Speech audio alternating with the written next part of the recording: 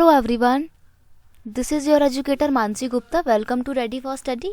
आज हम class 10th की सामाजिक विज्ञान यानी कि एसएसटी की वर्कशीट करने जा रहे हैं। ये आपकी एसएसटी वर्कशीट 47 है और इसकी डेट है 20 दिसंबर 2021। ठीक है, तो यहाँ पर आपको हम क्या पढ़ा रहे हैं, हम आपकी जो भूगोल है ना, आपकी भूगोल की किताब का चैप्टर पढ़ा रहे हैं, विनिर्माण उद्योग। ठीक है, तो इसमें हमने अभी तक बहुत कुछ पढ़ लिया है। उद्योगों के बारे में पढ़ चुके हैं कि विनिर्माण उद्योग क्या होते हैं। फिर हमने उद्योगों को किस तरीके से विभाजित किया जाता है वो भी पढ़ा है हमने। फिर हमने इसमें क्या कहते हैं, आपकी कॉटन टेक्सटाइल पढ़ लिया, यानी कि आपकी हमने कपड़ा उद्योग जो है वो पढ़ चुके हैं हम। ठीक है, आज हम पढ़ेंगे पटसन उद्योग के बारे में और नीचे हम देखेंगे चीनी उद्योगों के बारे में। ठीक है, तो स्टार्ट करते हैं पहले पटसन उद्योग को पढ़ना। भारत पटसन व पटसन निर्मित सामान का सबसे बड़ा उत्पादक है तथा बांग्लादेश के पश्चात दूसरा सबसे बड़ा निर्यातक भी है। अब देखो, यानी कि इंडिया में सबसे ज़्यादा पटसन से सामान बनाया जाता है और उसको बाहर बेचा जाता है। ठीक है, तो वर्ल्ड लेवल पे सबसे ज़्यादा पटसन का सामान बनाकर बांग्लादेश बेचता है, उसके बाद भारत का नंबर है। ठीक है, निर्यात का मतलब होता है कि हम अपना कोई भी सामान बाहर के देशों को जब बेचते हैं तो उसे बोलते हैं निर्यात करना। ठीक है, और अगर बाहर से खरीदते हैं तो उसको बोलते हैं आयात करना। भारत में पटसन उद्योग अधिकांशतः हुगली नदी के तट पर संकेंद्रित हैं, जिसके निम्नलिखित कारण है। अब देखो, आपको बिल्कुल कंफ्यूज नहीं होना है। हम लोग के इधर सबसे बड़ी नदी कौन सी है भारत में? गंगा नदी है। ठीक है, गंगा नदी को ही बांग्लादेश में हुगली नदी के नाम से जाना जाता है। ठीक है, अब देखो, जो आपकी पटसन उद्योग है वो हुगली नदी यानी कि गंगा नदी के किनारे इसलिए स्थित है क्योंकि पटसन उत्पादक क्षेत्रों की निकटता, यहाँ पर जो है सबसे ज़्यादा मात्रा में पटसन उत्पादन मतलब मिल फैक्ट्री वगैरह जो है लगी हुई हैं। सस्ता परिवहन, यहाँ पर आसपास में ना फैसिलिटी जो है, ट्रांसपोर्ट फैसिलिटी बहुत ही सस्ती दरों पर अवेलेबल है। सस्ते श्रमिक, भारत में वो हर जगह मिल जाते हैं, खैर ऐसी बात नहीं, क्योंकि पॉपुलेशन इतनी ज़्यादा है तो सस्ते श्रमिक हर जगह मिल जाएंगे। जल की अधिकता, सबसे बड़ा कारण ये है कि जल की अधिकता, क्योंकि देखो नदी के किनारे है तो पानी तो इजीली अवेलेबल है ना, और पटसन उद्योग में पानी बहुत लगता है। कोलकाता एक बड़े नगरीय केंद्र के रूप में बैंकिंग, बीमा और जूट के निर्यात के लिए पतन की सुविधाएं प्रदान करता है। अब देखो, कोलकाता के आसपास का जो एरिया है वो कैसा एरिया है? बंदरगाह का इलाका है। ठीक है, और कोलकाता एक बहुत अच्छी सिटी भी है, तो वहाँ पे बैंकिंग फैसिलिटी भी बहुत अच्छी है, इसीलिए ये जो चीज़ें हैं हुगली नदी के किनारे स्थित हैं। ठीक है, पतन का मतलब होता है बंदरगाह। ठीक है, जहाँ पे जहाज वगैरह होते हैं और जहाज से सामान को एक जगह से दूसरी जगह लेके जाया जाता है। कृत्रिम वस्त्रों की बढ़ती मांग के कारण पटसन उद्योगों को चुनौतियों का सामना करना पड़ रहा है। अब देखो, आप में से कौन होगा जो पटसन के कपड़े पहनते होगा? कोई नहीं पहनता होगा। आप में से कुछ लोगों को तो पता भी नहीं होगा कि कैसे दिखते हैं पटसन के कपड़े, है ना?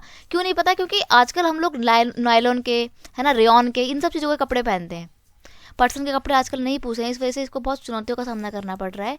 यद्यपि पटसन पर सरकार की राष्ट्रीय नीति ने किसानों को उचित मूल्य सुनिश्चित किया है। हालांकि गवर्नमेंट ने ये फैसिलिटी किसानों को प्रोवाइड की है कि जो भी पटसन की खेती करते हैं उनको अपनी फसल का एक न्यूनतम मूल्य है जो मिल जाता है। ठीक है, अगर बात करें चीनी उद्योगों की, तो देखो, भारत का चीनी उत्पादन में विश्व में दूसरा स्थान है, यानी कि सेकंड नंबर पे सबसे ज़्यादा प्रोडक्शन चीनी की इंडिया में होती है। फर्स्ट नंबर पे चाइना है। वह गुड़ व खांडसारी के उत्पादन में इसका प्रथम स्थान है। अब देखो, खांडसारी का मतलब होता है वो, इसको आप लोग भूरा बोलते हो ना, भूरा, है ना, उसको कुछ लोग खांड भी बोलते हैं। तो खांडसारी का मतलब गुड़ होता है। ये चीनी का जो चीनी होती है ना, उसको पीस के जो पाउडर बनता है उसको बोलते हैं। चीनी मिलें उत्तर प्रदेश, बिहार, महाराष्ट्र, कर्नाटक, तमिलनाडु, आंध्र प्रदेश, गुजरात, पंजाब, हरियाणा तथा मध्य प्रदेश राज्यों में फैली हुई है। ठीक है, मतलब चीनी के उद्योग जो है वो हर जगह देखने को मिलते हैं आपको।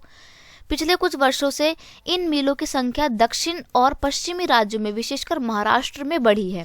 इसके निम्नलिखित कारण है। अब देखो, आपके जो चीनी उद्योग हैं वो दक्षिण के एरिया में, यानी कि केरल में, साउथ तमिलनाडु में, कर्नाटका में, आंध्र प्रदेश में और महाराष्ट्र वगैरह में बढ़े हैं। इसके पीछे कारण क्या है? गन्ने में सुक्रोज की अधिक मात्रा होती है, ठंडी जलवायु, सहकारी समितियां अधिक सफल हुई हैं। अब देखो, दक्षिण भारत में क्या है ना कि वहाँ की जो जलवायु है वो चीनी उद्योगों के फेवरेबल है। ठीक है, वहाँ पे अच्छे से गन्ने वगैरह की खेती हो जाती है आराम से। ठीक है, और वहाँ पे गवर्नमेंट के द्वारा प्रदान की गई सहकारी समितियों की जो सुविधा है वो भी बहुत अच्छी है, इसलिए आजकल उद्योग जो है महाराष्ट्र में ज़्यादातर लगाए जा रहे हैं चीनी उद्योग के। अब देखो, चीनी उद्योग को कुछ समस्याओं का सामना भी करना पड़ रहा है आजकल, जैसे कि अल्पकालिक उत्पादन, यानी कि इनको जो है एक सीज़न में ही काम मिलता है। देखो, गन्ने की फसल जो है एक लिमिटेड टाइम पीरियड में होती है ना, ठीक है। तो जब गन्ने की फसल होती है, जिस टाइम पे गन्ना उगाया जा रहा होता है, उस टाइम पे इनके पास काम नहीं होता है। जब गन्ना पक के तैयार हो जाता है और कट जाता है, तब मिलों में भेजा जाता है, तब काम आता है। ठीक है, तो इनको ना थोड़ा सीजनेबल है, इनका काम अल्पकालिक काम मिलता है इनको, तो ये समस्या है।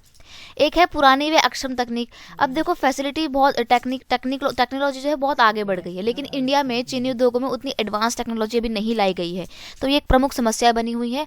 और परिवहन की असक्षमता, यानी कि परिवहन जो है, ट्रांसपोर्ट फैसिलिटी जो है वो अच्छी नहीं है।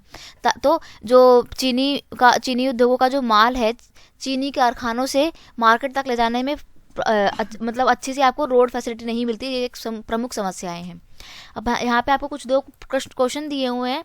पहला प्रश्न है आपका, पटसन उद्योग के महत्व का वर्णन कीजिए। तो पटसन उद्योगों के महत्व कौन से हैं? पटसन उद्योगों को कच्चा माल उपलब्ध करवाने में महत्वपूर्ण भूमिका निभाता है। यह उद्योग बड़े पैमाने पर रोजगार के अवसर पैदा करता है और मूल्यवान विदेशी मुद्रा अर्जित करने में सहायक है। क्यों सहायक है? क्योंकि पटसन जो है उसका तैयार माल हम ज़्यादा से ज़्यादा बाहर के देशों में बेचते हैं, तो बाहर के देशों की विदेशी मुद्रा हमारे पास आती है। ठीक है, इससे भारत के विदेशी मुद्रा सूचकांक में काफ़ी बढ़ोतरी हुई है। इसलिए पटसन भारत की एक महत्वपूर्ण व्यावसायिक फसल भी है। ठीक है, यहाँ पे लिख लेना व्यावसायिक। और जूट के सामान का निर्माण एक महत्वपूर्ण उद्योग है। देखो पटसन और जूट एक ही है, तो कंफ्यूज मत होना। यह तृतीयक क्षेत्र में भी काफ़ी मदद करता है। तृतीयक क्षेत्र मतलब आपका सेवा क्षेत्र जिसको बोलते हैं। ठीक है, चीनी उद्योगों की समस्याओं को दूर करने के लिए कुछ उपाय बताइए।